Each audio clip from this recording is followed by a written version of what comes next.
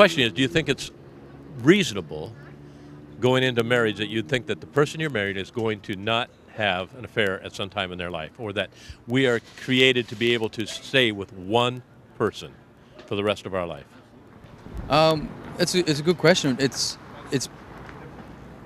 based upon communication in the relationship at the beginning, right? I mean, if you have an open, wonderful relationship with your partner where your mind, body, and soul connected with that person, and you want to marry them based upon the fact that you want to live your life with that person and you have honest and open communication, then yeah, absolutely. If symbiotic relationships, like the suckerfish and the shark, you know what I mean? They got the shark that just will die if it stops, and you got the suckerfish that'll take the scales off the shark. And so there's a symbiotic relationship. That shark will not eat the school of suckerfish, even though they're tiny. So sometimes you have symbiotic relationships with people where you have victims and codependent, and those relationships function just like normal, whatever normal is, relationships. So I think it's a really different. It's a hard question to answer if there's no honesty and communication. Because, as a man, if I found a woman that I loved and was in love with and wanted to commit to, and she chose to marry me, and then I would be in that relationship, and it would be fantastic. But it takes two to tango, So I think it just varies, depends on, and also what about living in the moment? Every single day is a new day, and a lot of people don't have that sort of mentality. They go, okay, we're married, and under the guise of relationship, I'm your husband, I don't have to care anymore. We've done this for a year, and we wake up every day, I care, and less, and less. So for me, it's a little different. I like to think that every day is new, and every relationship should sort of start the day. We are a result of a 24-hour period, aren't we? Whatever we do on a daily basis. So, I think if people were a little bit more educated, a little bit more focused on each other that way, and didn't settle as much, then that wouldn't be an issue. But who knows? Well, let's see what's going on over here. Yeah. I mean, the guy, we all stand, I think, and say that we would like to see that happen. I mean, nobody goes into a marriage or a committed relationship thinking, 2 weeks down the road, I think this whole thing might fall apart. Yeah. But the reality is, a lot of times, you see these wonderful couples. They get up there and they're just, the way they look in their eyes, it's just like, oh man, this couple's made in heaven, right? And then something happens. So what do you think about this? I mean, is it even feasible that they're going to be able to stay in a committed relationship? I totally agree with him. I think it's really important to know who you are as a person before you get into a relationship, and know that you fully love yourself before you get into loving somebody else. And I think it's really important to have good communication, be honest, and knowing that you're actually compatible with that person, and knowing what values are important to you. So as long as you look at that person and see where do they see themselves in 10 years, and if you see yourself in a similar place and you have similar values and you're compatible, I think that's really important for a marriage to be successful. And communication is huge. If you're not honest and straightforward about little things, then that's when things start to fall apart. So and I think if you truly love someone, I don't see the reason why you'd look for another outlet to find happiness. So if you're not faithful to your partner, then there's a reason that you're not fully happy. So I think you have to know that you're fully confident in that person, and then in your heart and in your gut, you have no doubt about actually being with that person, and you're fully happy being with that person. So yeah. So what if the guy says, you know what, I love you. I absolutely love you. But I went to the party the other night, and hey, I'm a guy. Yeah. I'm just a guy. I mean, you hear that all the time, right? And living in the moment, and the opportunity presented itself, and honey, I'm so sorry. I really am. I just blew it. I don't know what I was thinking. Yeah. And that happens all the time. On both sides. It's not just the guy. I mean, it's, today in our society, Sex in the City, right?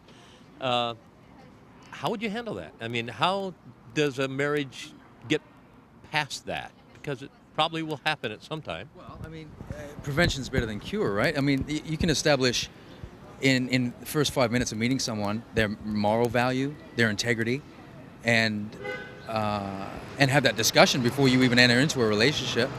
So the fact that happens is that those people were liars, untrue. They were just feeding information to get what they want. And their integrity is sort of lacking. Even if they turn around and go, I'm full of integrity and blah, blah, blah.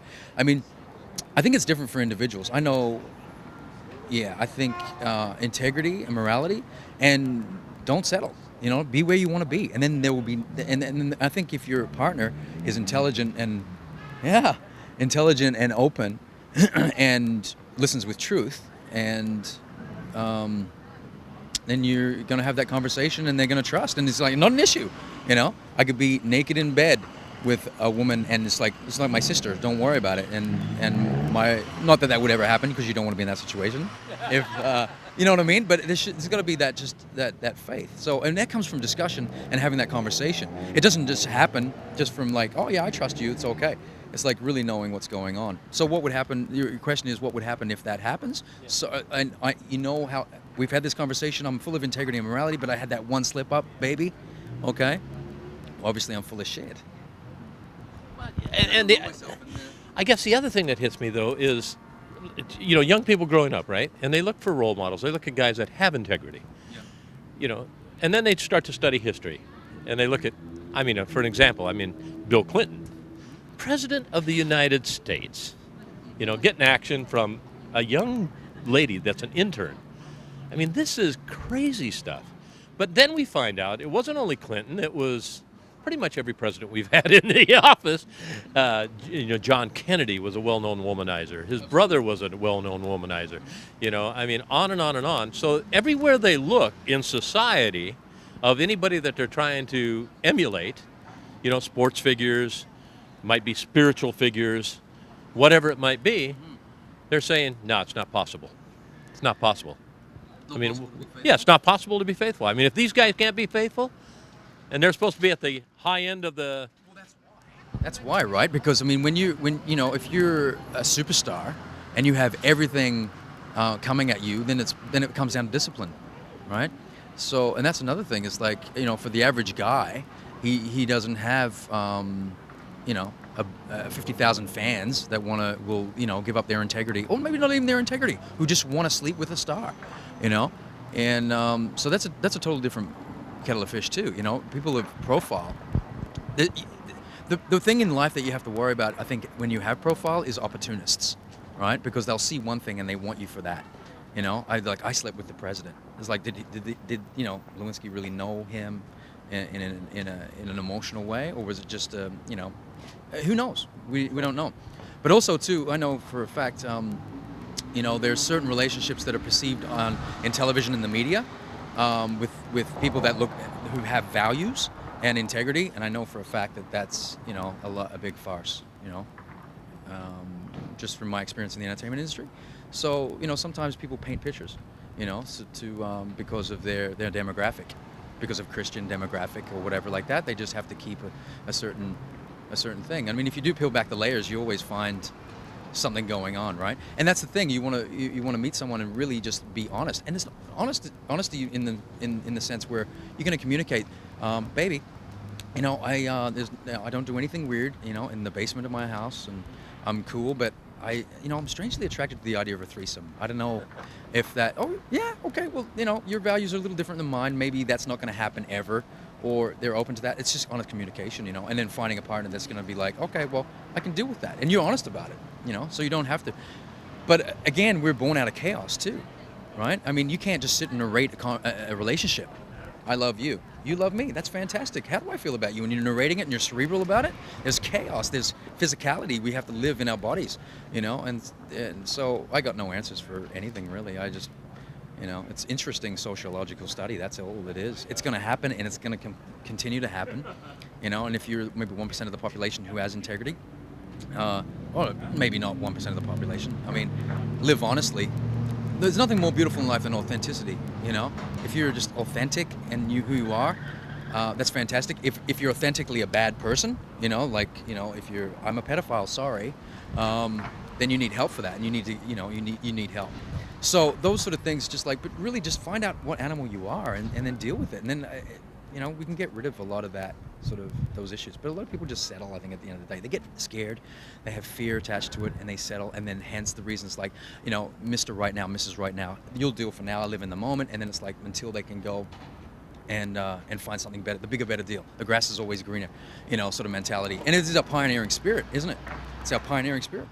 Well, it's interesting. My folks were married for 70 years. And my dad passed away at 91. My mom passed away at 90. And I asked him, I said, how did you guys do it? How did you do it? And they said, the D word was never, ever mentioned. We did not, yeah, it was like, that would be the worst. We're going to work it out. However, whatever it takes, we're going to, and there were rough spots, that I probably don't even know about. So I love that. My wife and I have been married for 42 years, and believe me, it's more on her side than it is on mine, because she's had to put up with a tremendous amount. But we also kind of felt like whatever it is, we're there's something that, and I honestly think we have a depth of relationship today that I never ever thought was possible. It's just growing old with somebody is an amazing thing. It really is. Growing old's not great, but growing old with somebody is really good. So let me ask you, are you in a relationship right now? Are you married? No, I'm not anyone. So when you do, the right guy comes along or whatever, right, and says, you're the one, do you really think that you can expect that? Coming back to the question that you'll be faithful, he'll be faithful in your relationship. That's the ideal, yeah. But do you think that can actually happen? I think that can happen. I look at my parents, they've been married for a long time. My grandparents have been married for 60 years too.